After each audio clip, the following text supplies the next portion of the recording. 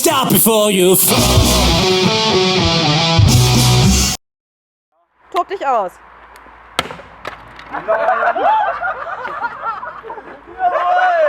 Oh.